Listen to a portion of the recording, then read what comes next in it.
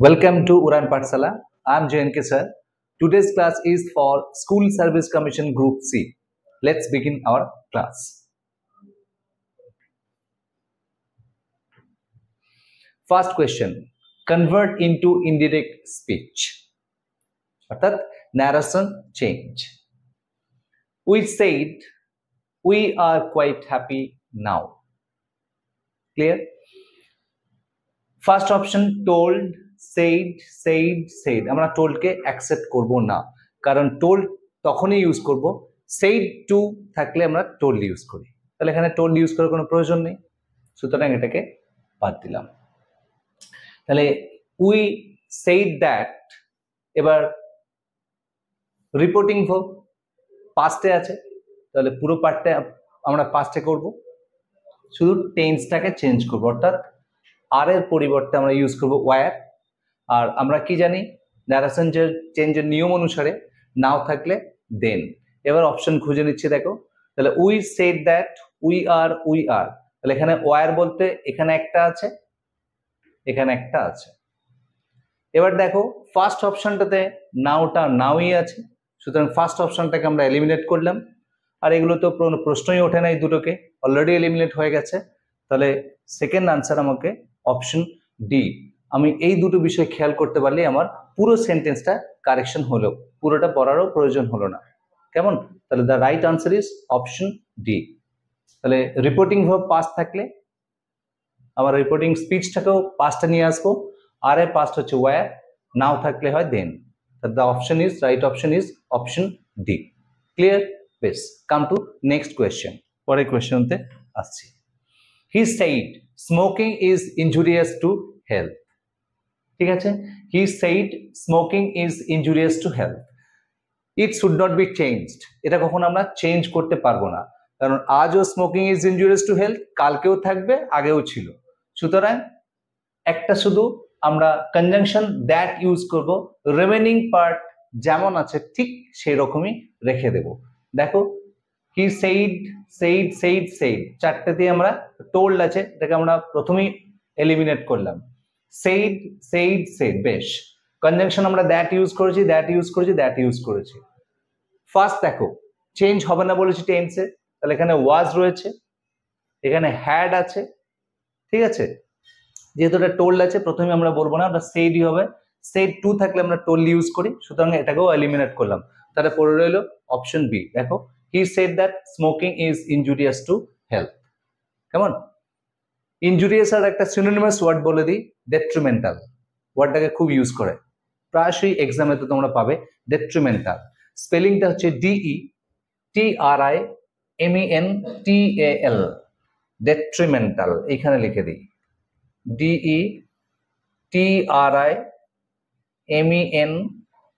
DETRIMENTAL।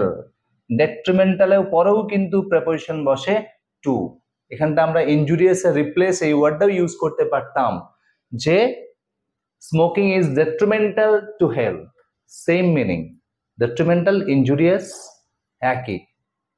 Come to next question. পরে কোয়েশ্চেনে আসা যাক, কি আছে, fill in the blanks with suitable modal verb. Should, প্রথমে এই কোয়েশ্চেনটা পড়ি। হি ড্যাশ পে 200 রুপিস, তার ড্যাশ পে 200 রুপিস। শুড কখন ইউজ করা হয় না, শুডকে অ্যাডভাইস অর্থে ইউজ করা হয়, অর্থাৎ শুড মিনস অ্যাডভাইস, ADVICE, এটা হচ্ছে নাউন, আর এসিটা হচ্ছে ভার্ব।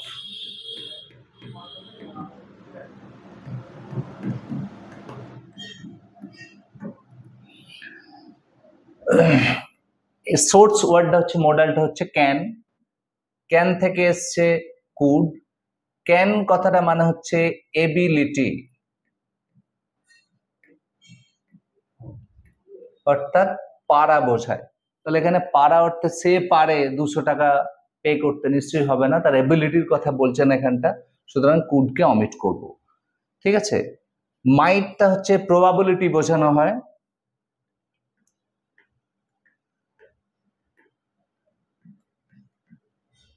মাইট হচ্ছে প্রবাবিলিটি।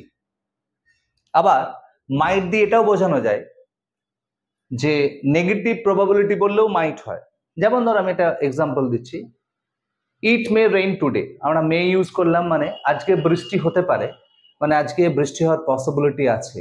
আমি এখানে মে রিপ্লেস যদি মাইট ইউজ করি, ইট মাইট রেইন টুডে, তাহলে আজকে বৃষ্টি হওয়ার সম্ভাবনাটা কম বোঝাচ্ছে, অর্থাৎ নেগেটিভ পসিবিলিটি বোঝালেও মাইটকে ইউজ করা হয়। কেমন? এবার ক্যান প্রসঙ্গে আরেকটুখানি তোমাদেরকে একটু নোট করে দিচ্ছি, এটা ভীষণ ইম্পর্টেন্ট, এই ক্ষেত্রে ইম্পর্টেন্ট, কোথায় ইম্পর্টেন্ট, কিভাবে আসে কোয়েশ্চেনটা আমি ডিটেলস বলছি। দেখো একদম ক্যান দিয়ে শুরু করি। ক্যান মিনস বললাম এবিলিটি, মিনিংটা অলরেডি লেখানো আছে। ক্যানের ব্যবহারটা তোমাদেরকে বলে দিচ্ছি, be verb plus able to plus V1 equal be verb plus capable of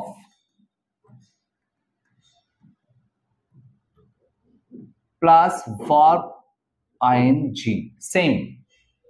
এবার কোয়েশ্চেনেতে কি হয় দেখো, ক্যান মানে যেহেতু able to V1 বা capable of verb ing, এমন একটা কোয়েশ্চেন দেবে তোমাকে যেখানে ক্যানও ইউজ করা আছে, এবল বা ক্যাপেবল ওয়ার্ডটা ইউজ করা আছে। ফর এক্সাম্পল,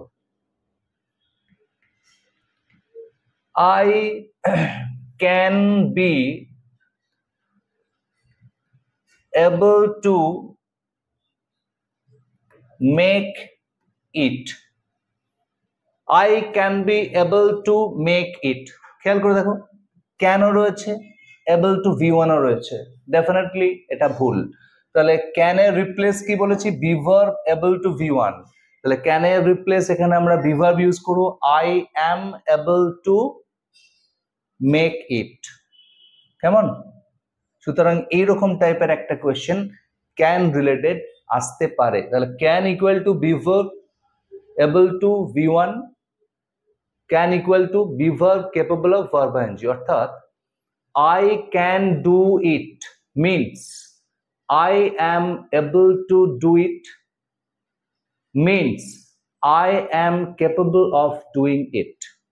বেশ, আমরা আমাদের কোয়েশ্চেনেতে আবার ফিরে আসছি। তাহলে শুড এখানে কখনোই শুড না। এবার দেখো, আমি এটাকে যদি প্রেজেন্ট ফর্মে ভাবি, তাহলে এটাকে উইল, সে পে করবে 200 টাকা, তাহলে উইলকে পাস ধরলে উড হয়। সুতরাং option C is the right answer. তাহলে প্রতিকটা এক্সপ্লেনেশন দিয়েছি, আশা করি বুঝতে পেরেছো। তাহলে পরের কোয়েশ্চেনে আসি। Next, identify the type of sentence, অর্থাৎ এটা কি ধরনের সেন্টেন্স, সিম্পল, কমপ্লেক্স, কম্পাউন্ড। এগুলো চেনার সহজ উপায় আমরা প্রিভিয়াস ক্লাসেতে বলেছিলাম। তোমরা এই প্রিভিয়াস ক্লাসগুলোকে যদি ফলো করো ডেফিনেটলি ওখানে পাবে। আমি আজকের এই ক্লাসেতেও আবার ছোট্ট করে একটুখানি বলে দিচ্ছি। যদি দেখো, সিম্পল সেন্টেন্স কাকে বলে না, simple sentence having a finite verb and a subject, অর্থাৎ যেখানে একটা মাত্র ফাইনাইট ভার্ব এবং একটা সাবজেক্ট হবে, সেটা সিম্পল সেন্টেন্স। একটা ভার্ব একটা সাবজেক্ট, একটা সাবজেক্ট একটা ভার্ব থাকা মানে সেটা সিম্পল সেন্টেন্স। এবার খেয়াল করে দেখো, বিসাইড স্কোল্ডিং মি, তাহলে স্কোল্ডিংটা নিশ্চয়ই ভার্ব না।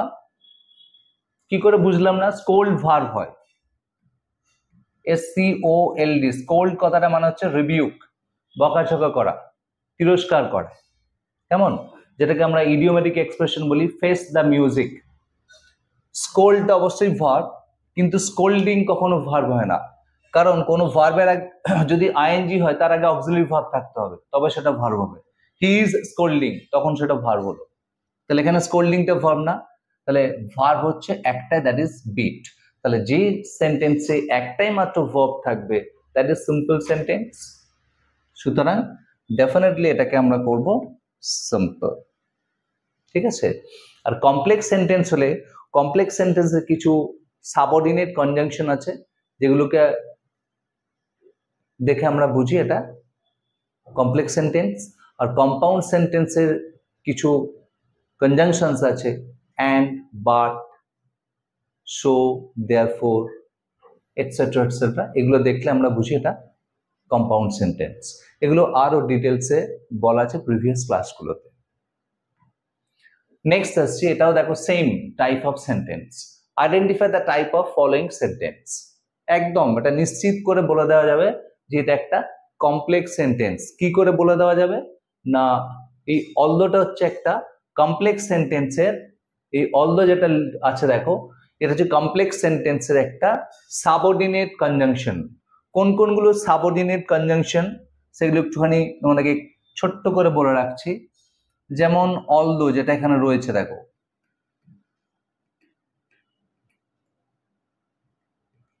দো,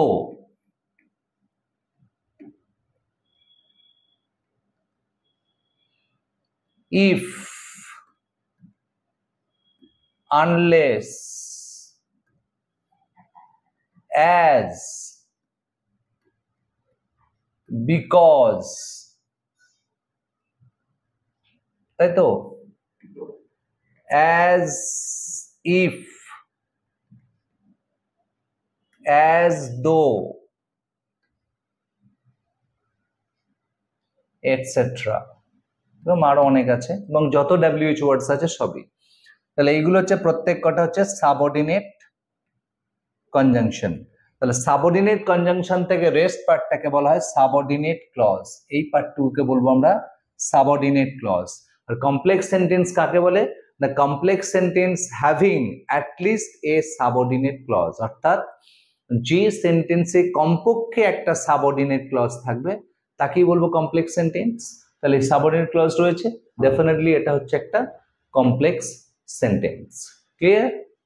বেশ, নেক্সট কোয়েশ্চেনেতে এসো। Identify the gerund. Gerund means verb ING, যেটা নাউনের মতো কাজ করে তাকে বলে জেরান্ড। অর্থাৎ verb ING equal to noun is called gerund। और verb ing অ্যাডজেক্টিভের মতো কাজ করলে, verb ing যদি অ্যাডজেক্টিভের মতো কাজ করে সেটা হয় প্রেজেন্ট পার্টিসিপল।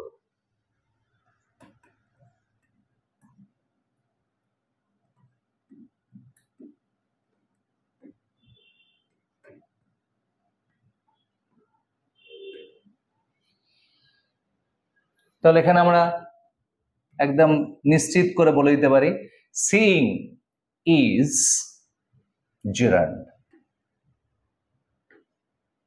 আর বেশ কটা ক্লাস আগেই একটা বিষয় নিয়ে তোমাদেরকে আলোচনা করেছিলাম, সেটা হচ্ছে লুক ফরওয়ার্ড টু, এই ফ্রেজটা নিয়ে। কেমন? লুক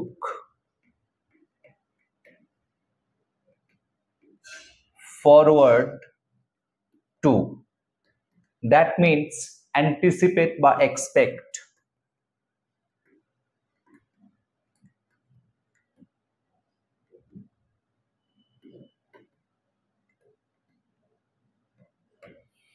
এই look forward to এর পরে always followed by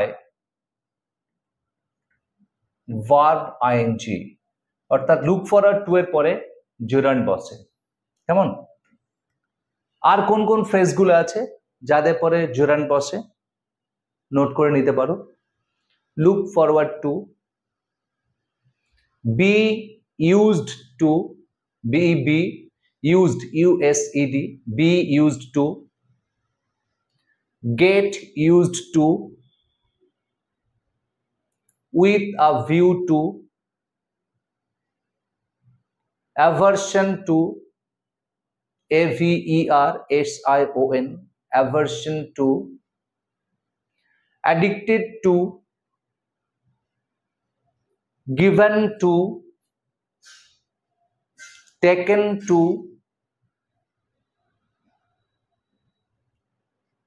devoted to, averse to, aversion to, averse to দুটোই হয়, addicted to, etc. এদের পরে অর্থাৎ all the phrases are followed by gerund, অর্থাৎ এদের পরে সবসময় gerund বসে। নেক্সট কোয়েশ্চেনে এসো। কি চেয়েছে না, meaning of the phrase a bolt from the blue, this is an idiomatic expression। bolt from the blue মানে হচ্ছে সামথিং আনএক্সপেক্টেড, বিনা মেঘে বজ্রপাত যেটাকে আমরা বলি, a bolt from the blue means something unexpected, যেটা আমরা এক্সপেক্ট করতে পারি না, তাই তো? Next, a man of straw মানে হচ্ছে ওয়ার্থলেস। ওয়ার্থলেস এমন একটা ম্যান যে কোনো কাজে না, ওয়ার্থলেস, হ্যাভ নো ভ্যালু, তাই তো? তাহলে a man of no substance, যার কোনো কর্ম করার ইচ্ছাও নেই, ওয়ার্থলেস পিপলকে বলা হচ্ছে এ ম্যান অফ স্ট্র। এর অপোজিট বলা যায় man of letter. Next, fill in the blanks with the suitable tense. My mother dash meat from butcher once a week. Option buy in bracket দেওয়া আছে, তাহলে আমার মা কিনছে বলতে পারি is buying, has bought, buys, will have bought। এবার দেখো আমরা আনসারটা করব my mother buys। কেন buys ইউজ করলাম, has bought ইউজ করলেও সেন্টেন্সটা মনে হয় যেন কারেক্ট, এটা হবে না কেন তার কারণও বলছি, বাকিগুলো বলছি। দেখো my mother dash meat once in a week মানে প্রতি সপ্তাহে, ওয়ান্স মানে সপ্তাহে একদিন করে সে কেনে, এটা হচ্ছে একটা হ্যাবিচুয়াল ফ্যাক্ট, ঠিক আছে? আর যখনই হ্যাবিচুয়াল ফ্যাক্ট হয় the tense must be simple present tense, ঠিক আছে? তাহলে হ্যাবিচুয়াল ফ্যাক্টের ক্ষেত্রে হবে কি, এটা হচ্ছে হ্যাবিচুয়াল ফ্যাক্ট। হ্যাবিচুয়াল ফ্যাক্টের ক্ষেত্রে টেন্সটা হবে simple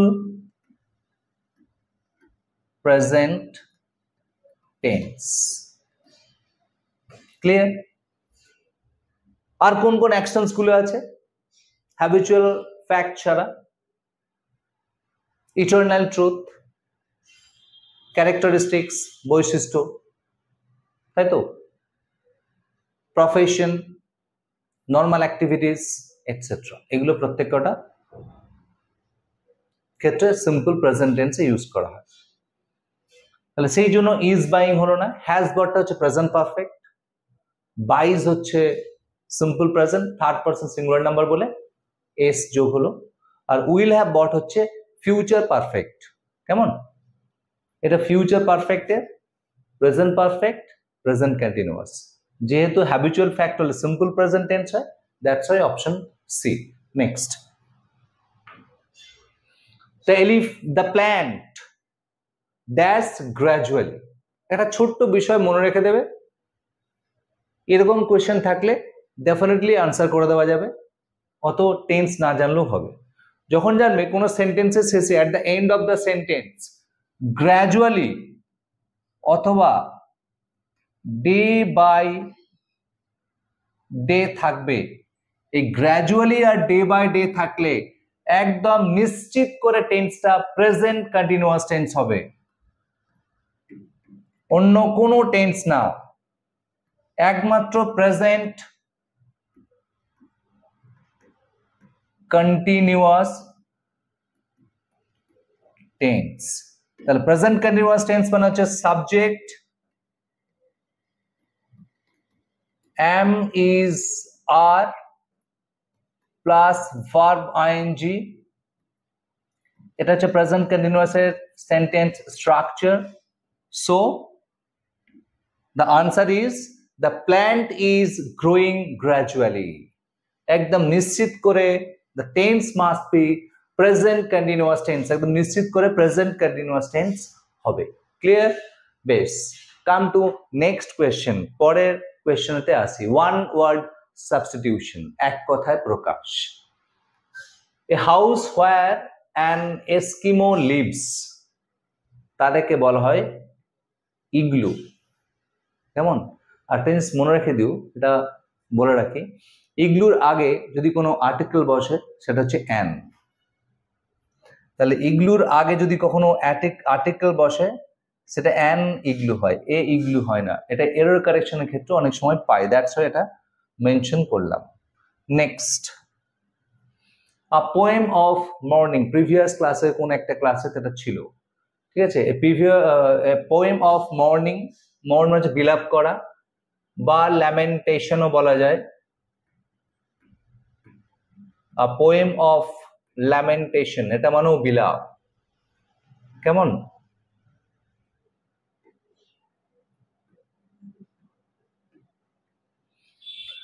a poem of lamentation তাকে বলা হয় এলিজি, শোকগাথা। কেমন? Sonnet 14 lines. Next, choose the correct synonym for adversity. Adverse মানে হচ্ছে বিপরীত। Failure, helplessness, misfortune. ও সিনোনিম চেয়েছে, সরি। তাহলে এটা অ্যান্টোনিম হলে আমরা এটা ইউজ করতাম মিসফরচুন, বাট কারেক্ট সিনোনিম। তাহলে অ্যাডভার্সিটি যদি বিপরীত, তাহলে ফেলিওর, হেল্পলেসনেস, মিসফরচুন, ক্রাইসিস। কোনটা হতে পারে? ফেলিওর মানে তো জানোই, যেটা সফল নয়। হেল্পলেসনেস মানে একদম অসহায়তা।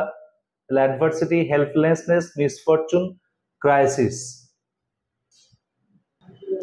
মিসফরচুন, ফরচুনের অ্যান্টোনিম মিসফরচুন, তাহলে আনসার হবে ক্রাইসিস। এবার একটুখানি মেনশন করে রাখি ক্রাইসিস প্রসঙ্গে, দেখবে একটা ছোট্ট বিষয় বলে রাখছি, যেমন অ্যাক্সিস, ক্রাইসিস, CRISIS, তাই তো? এই যে শেষে IS যখন থাকছে, CRISIS, শেষে যখন এই IS গুলো থাকবে, Axis, basis, thesis, crisis, synopsis, যাই বলো না কেন, থেসিস, THSIS, তাদের যখনই প্লুরাল করবে, ওই IS টাকে রিপ্লেস করে দেবে ES, CRISES, এটা প্লুরাল হয়ে গেল। কেমন? এগুলো একটা মনে রাখবে, মানে যখনই IS থাকে তাদের প্লুরাল ফর্ম হয়। যেমন অ্যাক্সিসটা লিখলাম, তাহলে তার প্লুরাল হবে এইটা। এই IS শেষের যে IS-টা থাকবে সেটা ES হয়ে যাবে। ঠিক আছে, নেক্সট কোয়েশ্চেনে এসো। কারেক্ট দ্য সিনোনিম এমবেজল, যেটাকে বাংলায় বলি তছরূপ করে দেওয়া। ঠিক আছে, এর একটা ইডিওমেটিক এক্সপ্রেশন আছে, এটাও প্রায়শই আমরা কোয়েশ্চেনেতে পাই। সেটা হচ্ছে ডক্টরস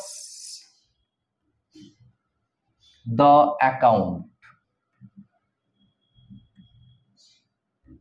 ডক্টরস দ্য অ্যাকাউন্ট মানে হচ্ছে তছরূপ করে দেওয়া।